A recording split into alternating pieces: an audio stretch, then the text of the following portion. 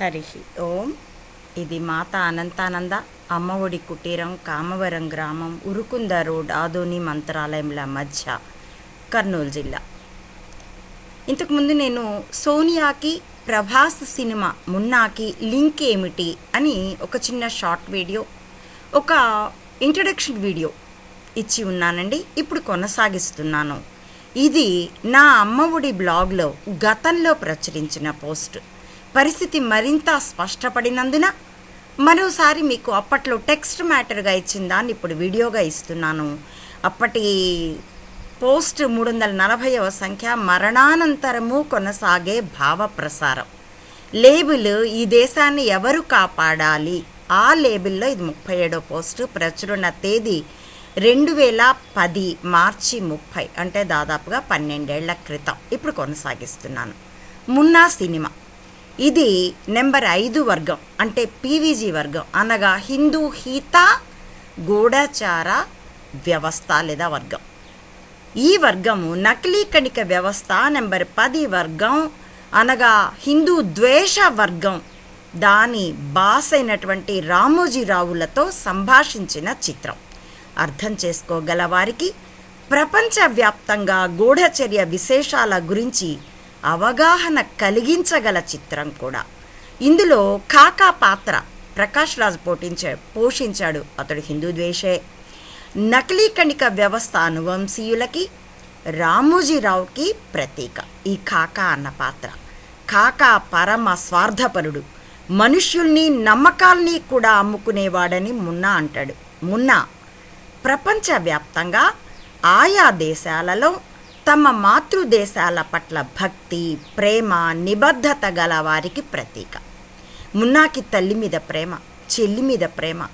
అలాగే ఈ వర్గం వారికి తల్లి లాంటి తమ దేశం పట్ల, సోదరుల వంటి తమ ప్రజల పట్ల ప్రేమ.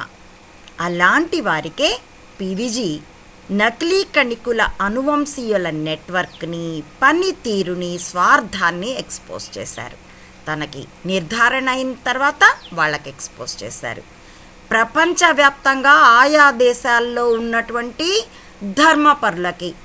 ధర్మపరులకి తమ దేశం మీద ప్రేమ ఉంటుంది, భక్తి ఉంటుంది, తోటి పౌరుల పట్ల సోదర భావన ఉంటుంది. కాబట్టి తన చెల్లి చావుని కూడా ఉపయోగించుకున్న కాకాని, తన తల్లిని వ్యభిచార గృహానికి అమ్మిన కాకాని నిస్సహాయంగా, క్రోధంగా మున్నా చూసినట్లు వాళ్ళు చూశారు. వాళ్లే పీవీజీ చేత నెంబర్ 5 వర్గంగా సమీకరించబడ్డారు, ధర్మహిత వర్గంగా. కాకాని ఎదిరించిన వాళ్ళు శ్రీనివాసరావులాగా ఆత్మల వంటి నాటకాలు తెలియక బలైపోయారు. ఇక కాకా 2వ భార్య, ఆమె కుమార్తె. వీళ్ళు కాకాకి నిర్బంధంగా, నిస్సహాయంగా లొంగి ఉన్నవాళ్ళు. ఎప్పుడైతే మున్నా బలపడి కనబడ్డాడో అప్పుడు అతడితో చేరిపోయారు. ఆ విధంగా నెంబర్ 5 వర్గం, ధర్మహిత వర్గం విస్తరించింది. కాకా 2వ భార్య కొడుకు రాహుల్. కాకా బుద్ధులన్నింటినీ పుణికిపుచ్చుకున్నా కాకా అంత ముదరలేదు. ఎందుకంటే వయసు తక్కువ కదా. ఈ వ్యవస్థకు శతాబ్దాల వయస్సు ఉంటే ఇలాంటి వాళ్ళకి దశాబ్దాల వయస్సే. నకిలీ కణిక వ్యవస్థలో నకిలీ కణిక అనువంశీయులకి కీలక ఏజెంట్లైన నెంబర్ 10 వర్గానికి, అందులో కార్పొరేట్లు, బ్యూరోక్రాట్లే ఎక్కువ. ఇలాంటి వారికి ఈ రాహుల్ పాత్ర ప్రతీక. అందుకే మున్నా చేతిలో కాకాకిలాగే ఇతడికి ఆత్మహత్యా సదృశ్య అసైన్మెంట్లు వస్తాయి. చూడండి, హీరోయిన్తో పెళ్లి విషయంలో మున్నా ప్రయోగించిన చెంచా వేణుమాధవ్ కారణంగా రాహుల్ తనంతట తానే ఈ పెళ్లి నాకు వద్దు అంటాడు. Suicidal assignment. దానికి ముందు మున్నా చేతిలో చావు దెబ్బలు తింటాడు. మున్నా రాహుల్ని సామాన్య విద్యార్థి చేత కూడా తన్నిస్తాడు. సామాన్యుడిలో ఆ రోషన్ రగిల్చి మరీ తన్నిస్తాడు.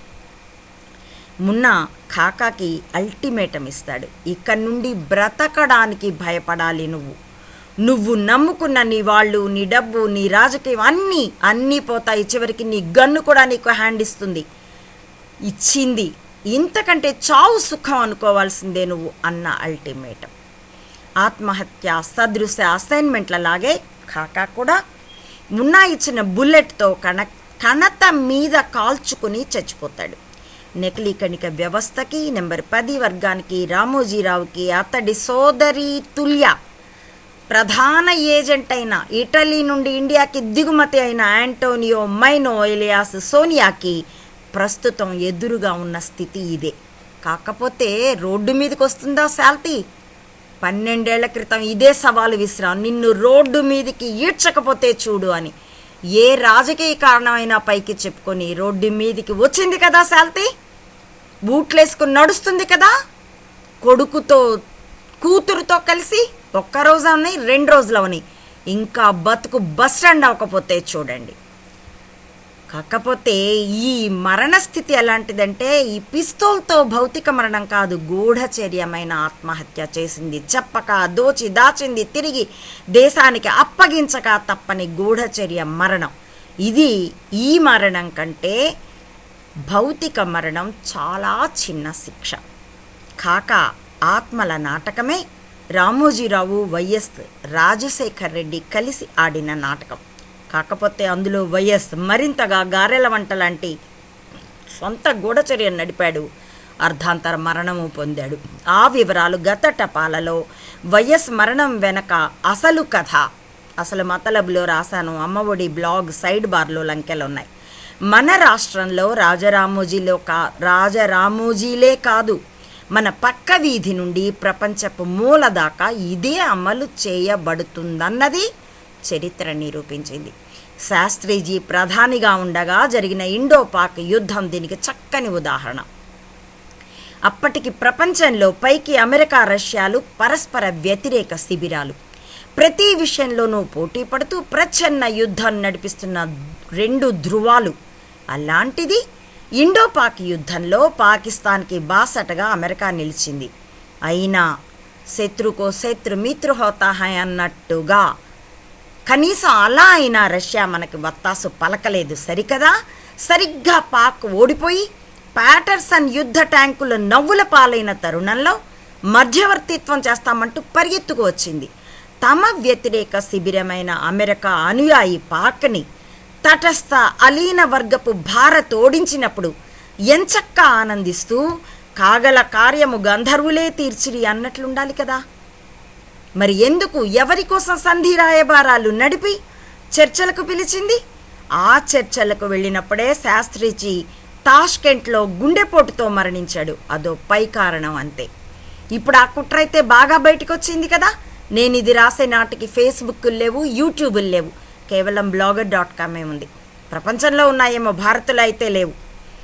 ఇలా పైకి కొట్టుకునే అమెరికా రష్యాలు కీలక సమయాల్లో మాత్రం అంతర్గత సహకారం ఎందుకు ఇచ్చుకున్నాయి?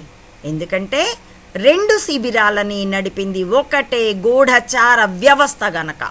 CIA, KGBల వెనక ఉన్నది నకిలీ కణిక వ్యవస్థ. నంబర్ 10 వర్గమే గనక, హిందూ ద్వేష వర్గమే గనక, మరకలకి కెరకలకి గారాబు తండ్రి వంటి వర్గమే గనుక. మరికొన్ని విషయాలు తదుపరి వీడియోలో వివరిస్తానండి. నిడివి పెద్దదవుతున్నందున.